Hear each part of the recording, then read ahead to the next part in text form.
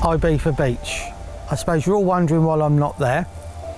I killed a hell of a lot of time chasing that one, and it normally comes out July, August.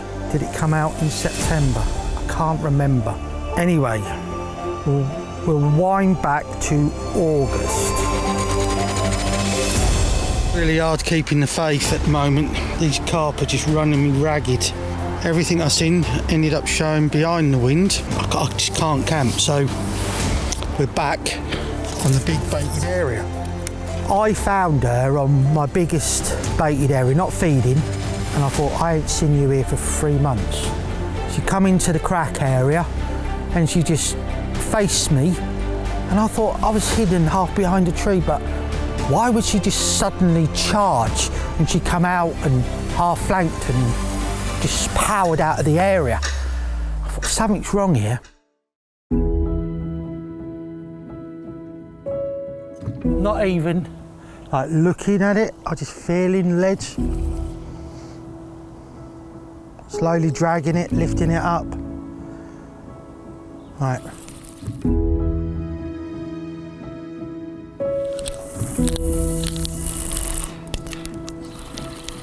About there it was, they were showing. It should be silty and clean. And I've found, yeah, they ain't feeding. Well, I'm not getting them where there's any amount of weedy, dirty stuff. Like that fluffy silk, nothing on the rig at all. Just like something's fed through it. Polished it, cleaned it. Sifting all the bits and pieces, the natural. One cast out there, and we got weed, and how many drop downs did we have then? Filling the bottom. So that's one spot. What we're going to do is we're going stalking because it's autumn and they don't seem to be doing a lot during the day and they come alive at night. So we're going to bait up, find the spots, and I'm going to go stalking on Lake 8. Just want to find some areas.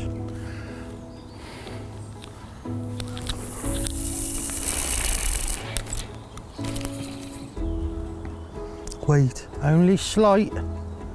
See, now it's gone. I'll just pull it. There you go, look. That's what I want. Right. I don't want to do too much of this and spook them. I just want to find a few areas with a light lead. Bait it up lightly. Right, so I'm going to have one more feel where I've clipped it. As long as I get back smooth, that's all I want. Right, watch out, Elliot, where you're going to get hooked up.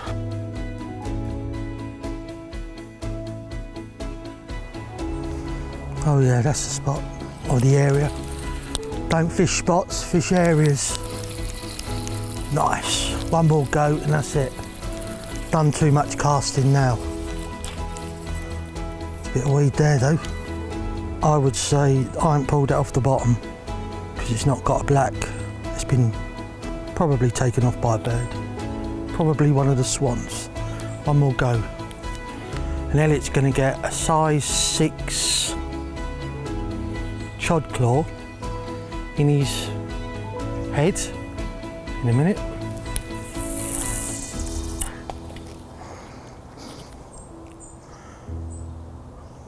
Really hard that is. Yeah, right. So my problem is now I need to get a little bit of bait out because I could put some out tonight, but not loads and loads. And I'm not going to get loads because there's the flying rat. Then they'll squawk and there'll be a load here. But I need to get some bait out.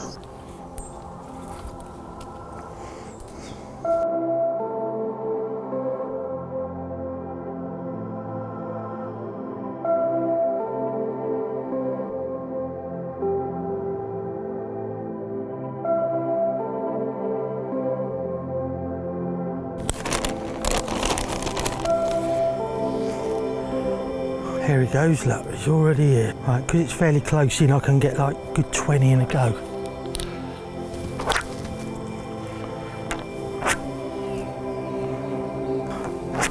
I'm not tight baiting, I'm just spread baiting just to keep them moving around. Here they come, look. So I'm not doing the same as what everyone else is, and that is spomming, putting piles of bait, patches of bait everywhere, making loads of noise, and on here catching basically naffle. And that's basically what spomming does. Elliot's deaf, so I have to repeat myself because he doesn't listen. It's the worst thing, as far as I'm concerned, worse than a fucking bait boat, a spom, because that's what everyone does, scare carp, spoms. There, we've got a nice little bit of bait out. So what I might do is I'll just go 1, 2, 3, wait till dark, bait up with a little bit more. So what I'm going to do is use my time wisely. I've been prepping a spot for tuitions, and I've baited and had a quick look, and they were fizzing on it a little while ago, so we're going to drop a rig in the edge and try and hook one up. So I don't want to sit here festering anymore. I've just done 36 hours in one swim. Admittedly, I did reel the rods in for the afternoon, baited up, went for a walk, put the rigs out about an hour before, then baited up. That's where I've been having them, but I'm chasing this, some call it a double row linear, no, a treble row linear. I call it a double row linear, but I really want it bad. It has come from that area this time of the year a lot. And over the weekend, there was a couple caught from there, not that fish thankfully, but fish I'd already caught, which I didn't want to catch again. But what it done is, it had line, it didn't rest. So I knew I shouldn't have gone in there, but they did appear for 25 minutes. I presume it was carp, over all 3 areas, 25 minutes finished. And Elliot was coming here today, and I thought, even though I know what I know, they love to be up there in the autumn, and they were showing down here after dark, I decided to stay put. So I probably made a wrong decision, but that's life. I've covered the area. I now know a little bit. I didn't even fish a swim this year. It's one of the ones I like as well, so we're going to see what happens by tomorrow mid-morning. But hopefully we can go and stalk one out now, because I need a carp. Fast, quick. I need a carp now. There you go.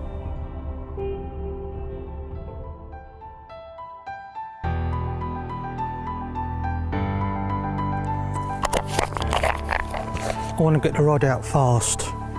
The reason is the sign. There was patches of bubbles, but Elliot was late coming round. But there's because it's a chalky, it's chalk more than clay. When they're on it and the water's clear, it goes all like white, the water. But because the water's like got a bit green at the moment, they've left that telltale sign, like scum, but it's white. So that tells me they've been eating on it. I knew they'd been eating because I checked it earlier, there was fizz in there.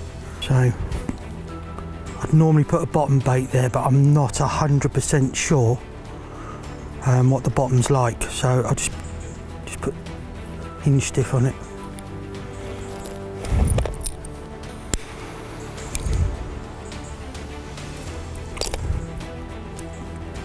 You can see the bubbles out there. There was loads in here yesterday. I left it alone, I didn't touch it. This is going to be a bit savage, so won't be no walking off the rods. It'll just be sitting by the rods waiting for it to go, and you have to play them quite hard. Never lost one here. Sorry, I've never lost one through snag, but I've lost one through a hook pull at the net. A nice common that was, an original. Right, let's get these rods, a rod in.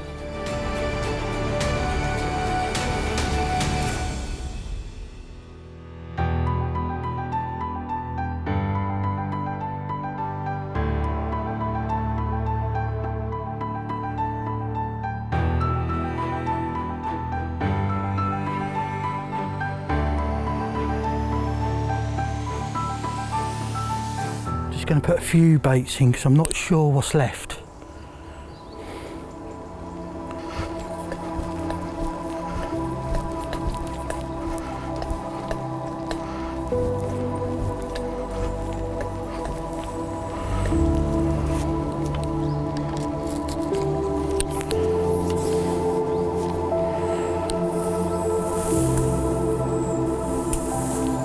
quick bit of prep. I don't want to get caught up on brambles, because when I get the bait, I've got to come to here and then play it like that. So as you can imagine, we've got like it's not dangerous under there, but an overhang, and they just go out.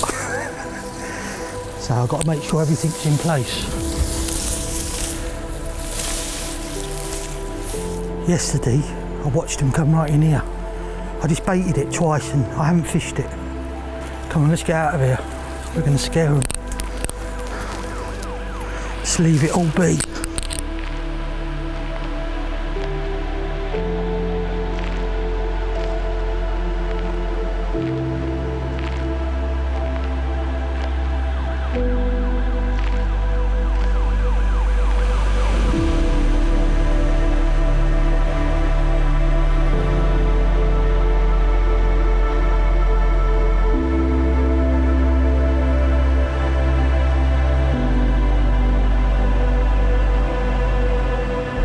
Imagine the anticipation is quite high, knowing that I've been baiting this for probably 3 weeks. I haven't put a rig in.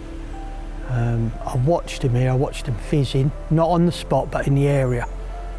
But yesterday they were like right in, closer than the area. And I love fishing close in, just love it. I mean, one of the two I wanted to catch out of Lake Severn. The second capture of it, this big mother scaly one, was, let's call it ollie style, less than half a wrap. So you can imagine how close it is. I could actually see the hook bait on the bottom, and you can't beat that sort of fishing. And a lot of other people, they're just oblivious to this style of fishing, don't want to do it. It's too hard for them. They just want to camp, sitting behind static rods, spomming twice a day, once a day, just like stuck in a routine, wondering why the fuck I ain't catching nothing, instead of when it's shit, actually going and having a look.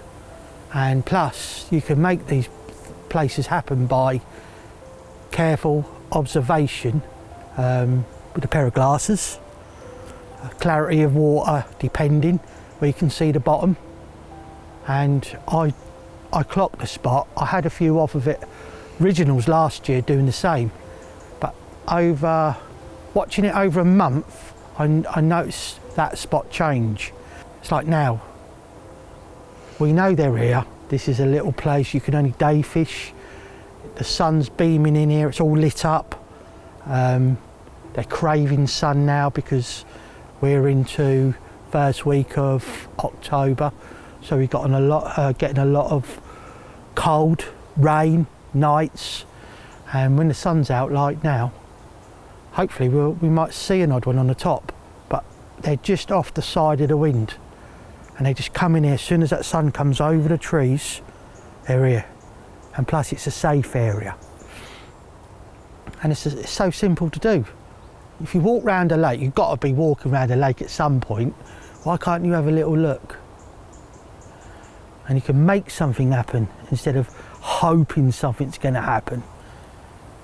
It's like me sitting here, my other two rods are ready to go.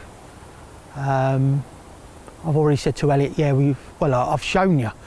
I lightly baited 3 spots ready, but I'm already thinking I'm going to wait till it's probably dark before I put the rods out, so I'm bang on casting on them.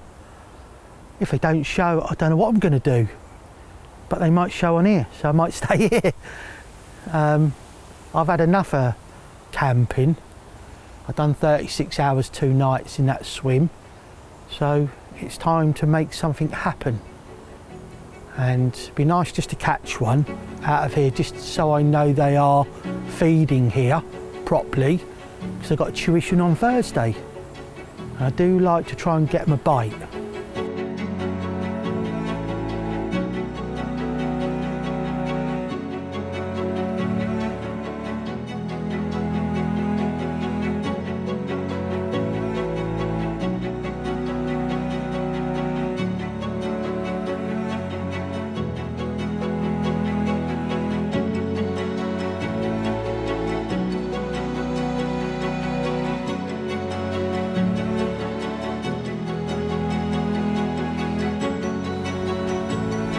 they're getting really close now. It's too much fizzing. Rod's got to go. It's got to go. The only problem I've got, I might be a bit too shallow. Like the rod's there, the rig is there, but they're there, so it's a rod length of 10, 12 foot away. So tempted to just put a rig there. It's coming in here, look, little bubbles here now.